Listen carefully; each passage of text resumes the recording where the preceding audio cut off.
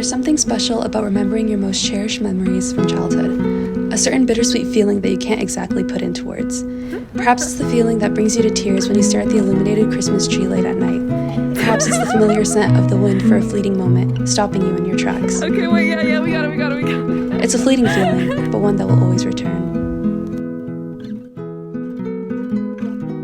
Okay, so for my 7th birthday, my parents took me to Disney World, and we stayed for a few days, and I just had the most fun time. And the night we were leaving, we watched the fireworks show by the castle, and I just started crying. My parents were like, "Why are you sad? We're at Disney World." And I was like, "I'm not. I just feel like I'm losing my best friend."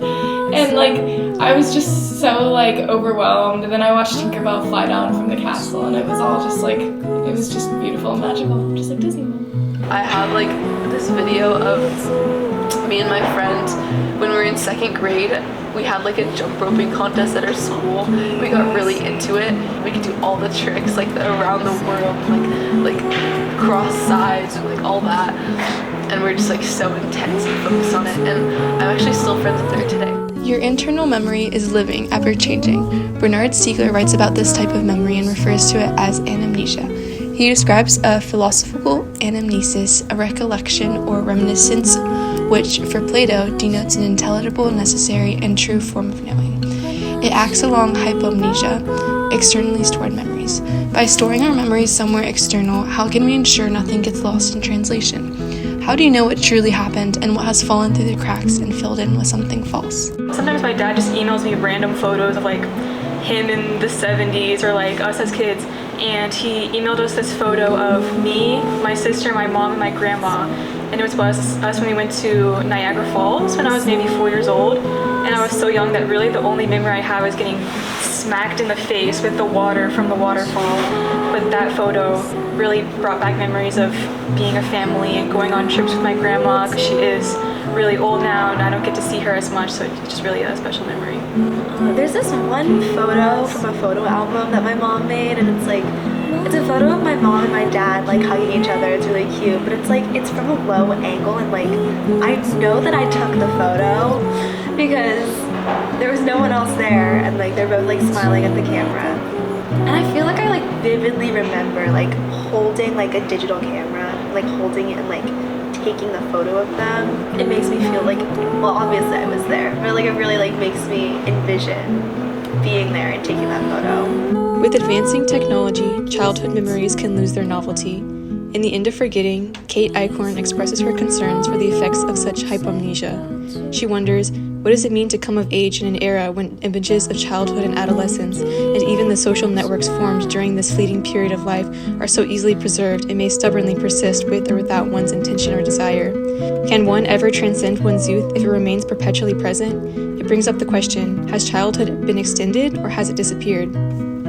Is nostalgia a joyful feeling? What can even be considered joy? Sadie Smith claims that heading toward all that makes life intolerable, feeling the only thing that makes it worthwhile, is the essence of true joy. It is something that hurts just as much as it is worth. So, nostalgia can be considered a source of joy. Feeling homesick for a time you can't return to may not be a completely pleasurable experience, but it's such an integral part of being human and invokes so much nuanced emotion. That is true joy. What's a time that you have felt true joy? I would say any time someone in my life who I love has been gone for a while and comes back. When my older sister went to college and then I saw her for the first time, or seeing my best friend for the first time after a couple of months because we go to different colors. I have a picture of me and my siblings at this blueberry farm. The way it's captured, it's just a bunch of greenery around us. And when we'd go there, I just have such fond memories of being with my siblings, and we'd be eating the blueberries more than we'd be picking them. So whenever I'd come with half a bucket, and my dad, his bucket would be full of blueberries, so he'd pour the rest of that, of half of his bucket into mine. And so those trips that we had as a family, it's always so nice to look back on because I'll remember something that I forgot that I had remembered. I was a really loud kid. I loved to sing. I loved to perform, and every night after dinner, I would just wait for my family to finish their food, and I would get up and I would just take it upon myself to just make them my audience, and I would start singing and I would dance around the house, and it was always Put Your Records On. That was my absolute favorite as a kid, come about junior year of high school, I took a guitar class, and I had always played piano, but I had never sang for anyone. So we had a concert, and I was really nervous to perform in that. But when it came time to choose our song, like, I knew I wanted to do "Put Your Records On" because it was like that childhood memory for me. It was just so special to have that come back around and it to mean something to me again. Nostalgia connects us all. There aren't many universal experiences, but the passing of time is inescapable. Catherine Schultz's article, "When Things Go Missing," perfectly depicts the temporary nature of life. We are inseparably connected to all of it, including what is not yet upon us, including what is already gone. We are here to keep watch, not to keep. Life is ever-changing, and that is the beauty of living.